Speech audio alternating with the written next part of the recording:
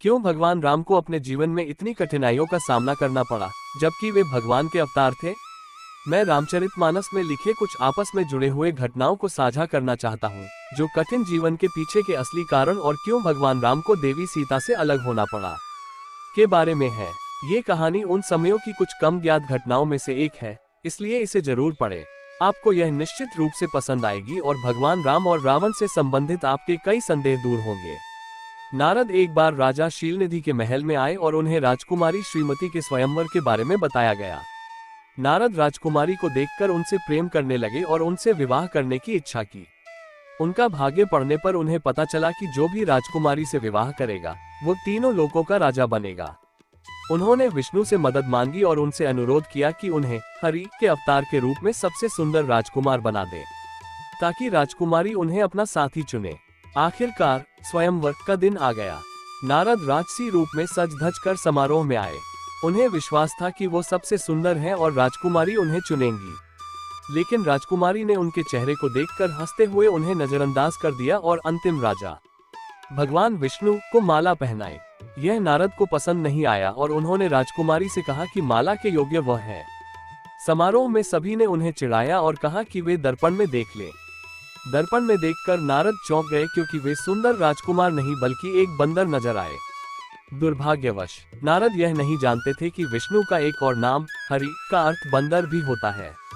नारद नाराज हो गए और विष्णु से उनके इस कृत्य का कारण पूछा। उन्होंने कहा, मैंने आपसे मुझे सबसे सुंदर राजकुमार बनाने को कहा था, लेकिन आपने मुझे बंदर बना दिया और आपकी वजह से मैंने अपने जीवन का प्यार खो दिया। बाद में उन्होंने विष्णु को श्राप दिया कि वह भी अपनी प्रियतमा को खो देंगे और अलगाव का दर्द सहेंगे, और केवल बंदर ही आपको अपना प्यार वापस दिलाने में मदद करेंगे। विष्णु मुस्कुराए और श्राप स्वीकार किया। उन्होंने कहा कि वह मनुष्य के रूप में जन्म लेंगे और देवी लक्ष्मी उनकी पत्नी होंगी और वे दोनों अलगाव सहेंगे, और यही भगवान राम और माता सीता के अलगाव का वास्तविक कारण था। अब सवाल उठता है कि वो राजकुमारी श्रीमती कौन थी? तो नई कहानी शुरू होती है। कहानी रावण के कैलाश पर्वत पर भगवान शिव से आशीर्वाद प्राप्त करने की यात्रा के साथ शुरू होती है। कैलाश जाते समय वो एक महिला से मंत्रमुग्ध हो जाते हैं। वो एक कठोर तपस्या में थी और ओम नमो भगवते वासुदेवाय के जाप में पूरी तरह लीन थी।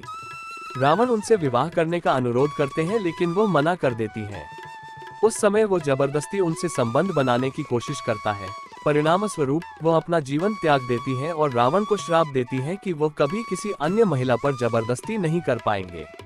और यह महिला पुनर्जन्म लेकर राजकुमारी श्रीमती बन गई, जिन्हें नारद जी बिना ये जाने विवाह करना चाहते थे कि श्री हरि ही उनके लिए बने थे। तो ये कारण था कि रावण देवी सीता को उनकी इच्छा के विरुद्ध कभी छू नहीं पाए। भगवान राम देवी सीता से अलग क्यों हुए और श्रीमती को श्री हरि क्यों मिले? विष्णु जी ने नारद जी के साथ ये सब किया ताकि वह अपने भक्त को अहंकार और घमंड के बीच से बचा सके जो उनमें पनप रहा था। यह मानते हुए कि वो त्रिमूर्ति ब्रह्मा, विष्णु, महेश से ऊपर हैं और वो कभी भी बाहरी सौंदर्य से विचलित नहीं होंगे। हम हमेशा चाहते हैं कि हमारे भगवान हमें अहंकार, घमंड और क्रोध से बचाएं, और इसलिए विष्णु जी ने अपने भक्त की रक्षा के लिए सब कुछ किया। हमारे पौराणिक कथाओं में हर चीज एक दूसरे से जुड़ी होती है। मुझे उम्मीद है कि इससे रामायण के कुछ तथ्यों पर प्रकाश पड़ेगा। ऐसी और वीडियो के लिए कृपया हमारे चैनल को सब्सक्राइब करें। आपका दिन शुभ हो।